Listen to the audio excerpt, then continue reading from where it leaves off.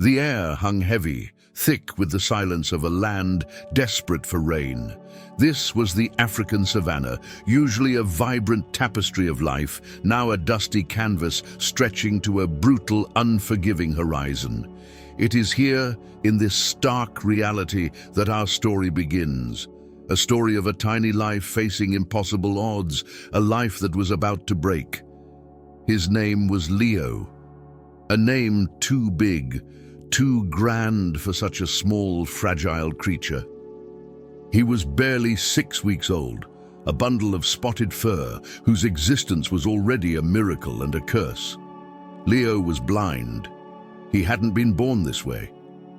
The blindness had crept in, insidious and painful, a few weeks after his birth, likely due to a fierce eye infection in the harsh, dry environment. To a cub, sight is everything. It is the connection to his mother, the map of his world, and the difference between safety and instant danger. Without it, Leo lived in a perpetual, silent, suffocating darkness. His mother, Asha, was a magnificent lioness, strong and fiercely devoted. She had fought to keep him alive, bringing him scraps and patiently nudging him back toward her side when he inevitably stumbled away. But the savannah knows no mercy, especially during a dry season like this. The pride was hungry. Every mouthful of meat was fought for, every ounce of energy conserved. A blind cub was not just a burden. It was a risk, a scent that invited hyenas and a weakness that slowed the entire group. For the first few weeks, Asha managed to keep Leo hidden, carrying him gently, but the strain was too much. The hunt required focus, speed, and silence. Leo only offered stumbles and soft, confused cries that carried too far on the wind. The rest of the pride grew restless, their eyes hollow with starvation and impatience. Then came the day the pride had to move. They needed new hunting grounds, a desperate trek across miles of open land. Asha tried, pushing Leo forward with her massive head, trying to guide him, but he couldn't keep pace. He veered left when he should have gone right, yelped when he should have been silent, and fell behind with every step. The moment of separation was not dramatic, but heartbreakingly quiet. It happened during the night, under a thin sliver of moon. Asha had walked ahead a short distance, expecting him to follow the familiar scent of her paws. She stopped, waited, then turned back, her heavy sigh lost to the rising wind. She could not find him in the darkness, and she knew the others would not stop for her. They had already gone. She stood there for what felt like an eternity, her maternal instinct screaming for her to search, to carry him, to risk everything. But the deep, cold logic of survival, the knowledge that sacrificing herself would mean starving her remaining cubs, held her rooted. The choice was brutal, agonizing, and ultimately made for her by the unforgiving law of the wild. Asha gave a single, soft, mournful call, a final whisper of apology to the night, and then she ran to catch up with the pride, leaving Leo alone in the dust. Leo heard the last sounds fade, not the roar of his mother, but the soft padding of her retreat. To the blind, hearing becomes their sight, and Leo saw the moment he was truly abandoned. He panicked, turning in frantic, tight circles, his nose desperately scraping the ground for Asha's powerful, comforting scent. He found only dust and the overwhelming aroma of elephant dung and dry grass. He wandered for an entire day, his small body burning under the fierce sun. He called out, his cries growing weaker, changing from a panicked yelp to a tiny, pitiful mew. The dehydration set in, making his already labored breathing shallow. Predators, smelling his distress, began to circle, unseen by Leo, but sensed by his heightened awareness of the danger. Think for a moment about the immense courage it takes for a creature so small to keep walking when its world is only darkness, hunger, and fear.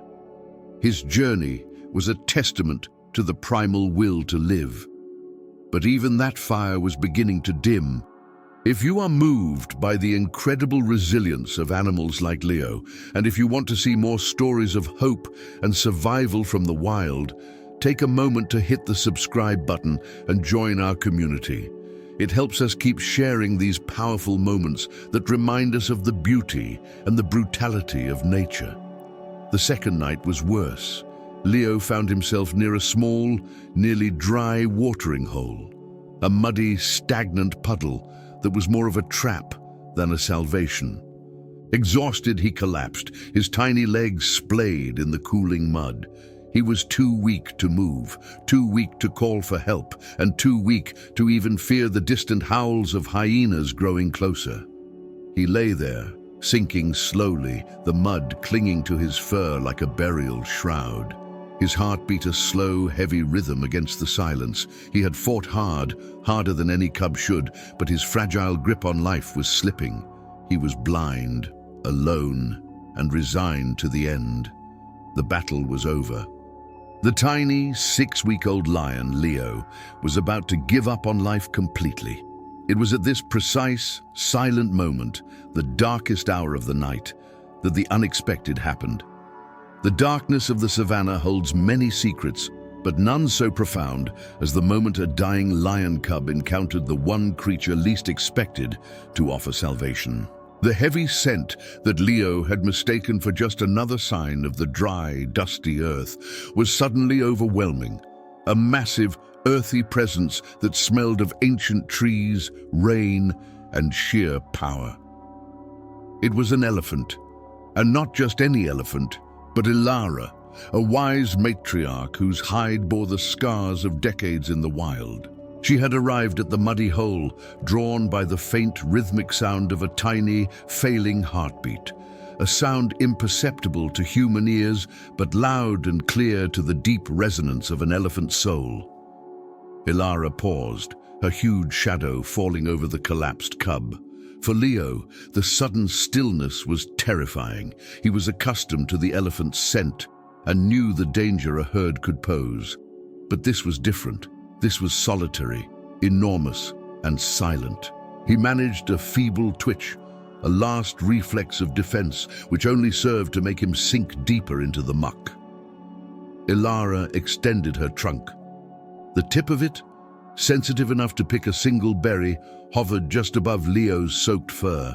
If she had been startled, or perhaps mistook him for a troublesome scavenger, a single careless step would have ended his short life instantly. But Ilara did not move carelessly. She sensed the desperation, the terminal fatigue in the cub's limp body. What happened next defied every rule of the wild. Lions and elephants maintain a respectful, cautious distance. Lions sometimes prey on young calves. Elephants never forget. Yet standing over the helpless Leo, Ilara did not see a future predator. She saw an infant, blind, abandoned and drowning in the very earth that was supposed to sustain them all. Slowly, carefully, Ilara nudged the cub. It wasn't a forceful push, but a deliberate, gentle inquiry.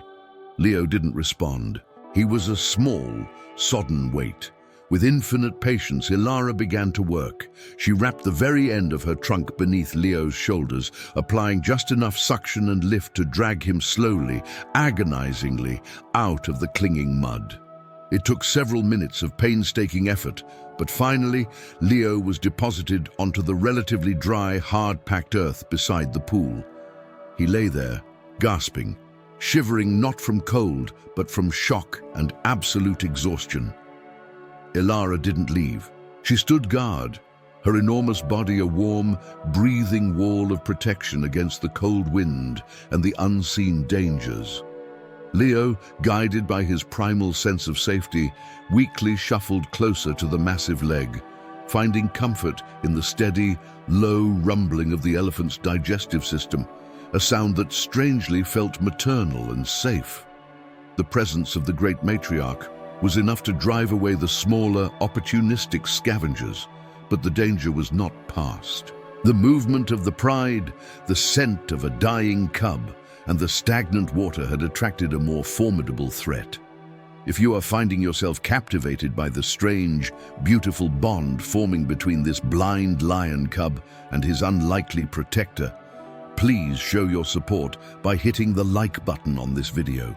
Your likes and shares help this incredible true story reach more people who need to be reminded of the unpredictable kindness found in nature.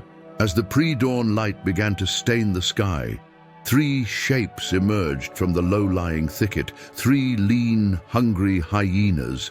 They had been circling for hours, waiting for the elephant to move on, waiting for the natural order to resume. They saw the cub, weak and exposed, and they saw the giant, slow-moving shadow that stood over him. The hyenas were bold, driven by desperation. One of them, a scarred male named Kalfani, let out a piercing, challenging cackle. The sound was like a dagger in the stillness, and Leo flinched, instinctively knowing the sound of his doom. Ilara did not move quickly, but she moved with absolute authority. She shifted her weight, turning her tremendous body to face the trio. Her ears flared out, massive shields displaying her anger, and she let loose a rumble so deep it vibrated through the ground, followed by a sudden ear-splitting trumpet of rage. Kalfani and his companions hesitated. They were brave, but facing a furious elephant, especially one protecting something, was a risk they were rarely willing to take. They circled, testing her resolve, feinting attacks. Ilara met every move with a thunderous stomp of her foot, raising clouds of dust and displaying her tusks. The standoff lasted for what felt like an hour, a silent war of nerves played out under the rising sun. Finally, the hyenas realized the cost of the fight would be too high. The unexpected defense of the lion cub by the elephant broke their will. With one last resentful snarl, Kalfani led his pack away, melting back into the shadows. Leo was safe for now, but the sun was rising, and the situation was still unsustainable. Ilara could not stay forever. She needed to find her herd, and Leo needed immediate medical intervention, a miracle that the wilderness could not provide. He was safe, but still blind, still starving, and still alone, except for his massive temporary guardian. Ilara used her trunk to gently spray some water she had collected from the muddy pool onto Leo's face, a small gesture of cleansing and comfort. But her time was running out. She could hear the faint, far-off calls of her own kind, and her protective duties were calling her back to her family. She lowered her head, nudging Leo once more, a soft, deliberate gesture of farewell. Leo, exhausted but still alive, pressed into her rough hide, making a small, weak sound that was half cry, half purr.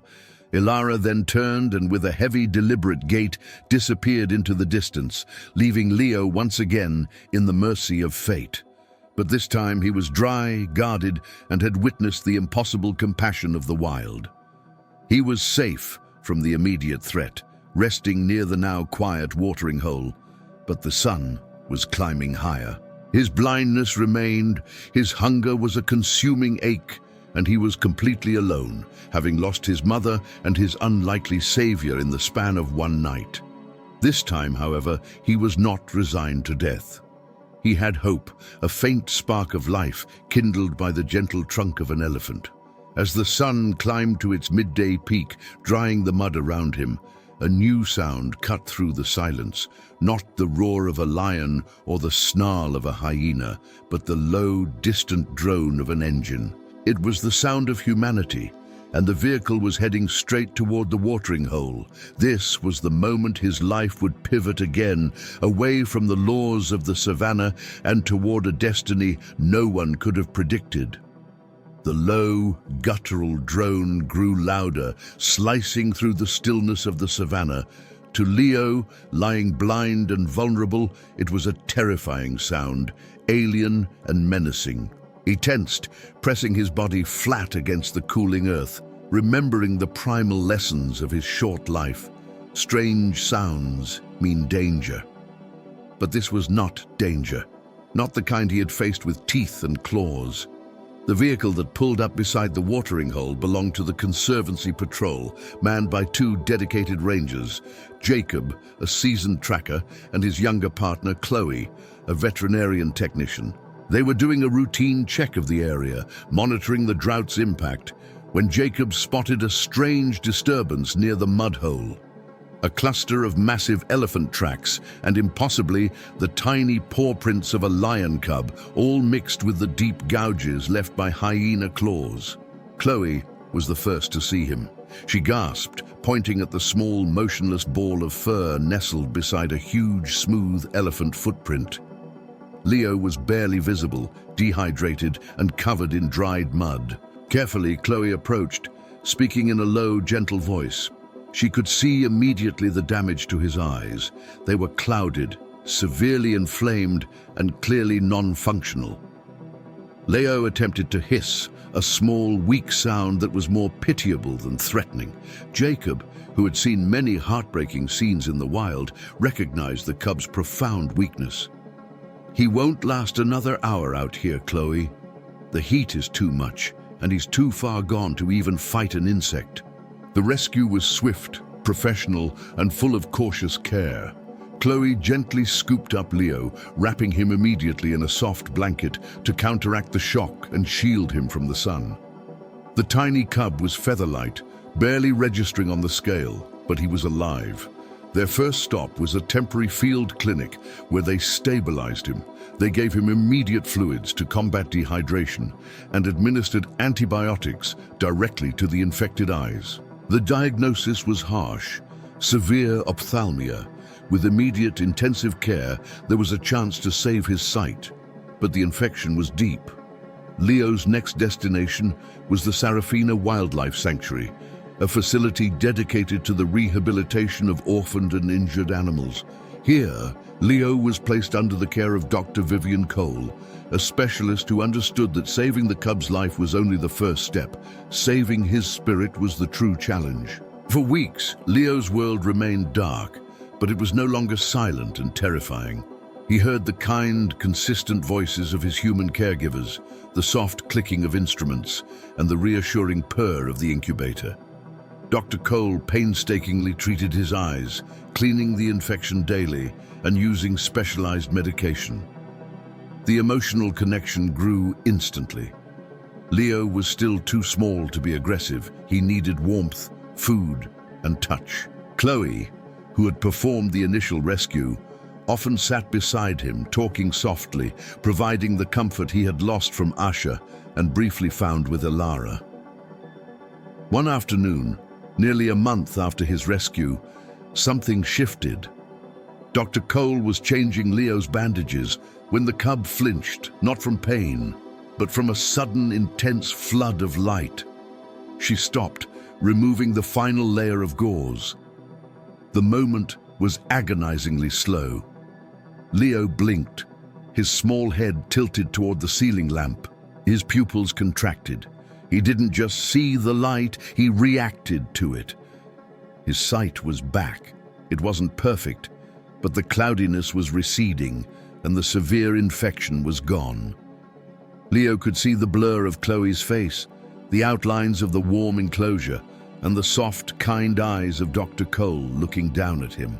It was a rebirth, a moment when the suffocating darkness that had defined his existence was ripped away. From that day forward, Leo thrived. With his sight restored, his true, playful and curious lion spirit emerged. He started chasing toys, batting at shadows, and developing the deep, authoritative purr of a healthy cub. He grew stronger, gaining weight, and learned to trust the humans who had saved him. The story of Leo, the blind cub rescued from the mud by a motherly elephant and then given his sight back by compassionate humans, became a symbol, a reminder that in the hardest, most brutal landscapes, acts of unexpected kindness and compassion can still be found. Leo could never be released back into the wild. He lacked the critical survival skills and the natural fear of humans required for life on the savannah. Instead, he grew up at the Sarafina Sanctuary, a testament to the powerful life-saving chain of events, a mother's impossible choice, an elephant's empathy, and humanity's healing touch. He is now a magnificent juvenile lion, his mane beginning to grow, his eyes clear and sharp, watching the sunrise over the same kind of savannah where he was once left to die.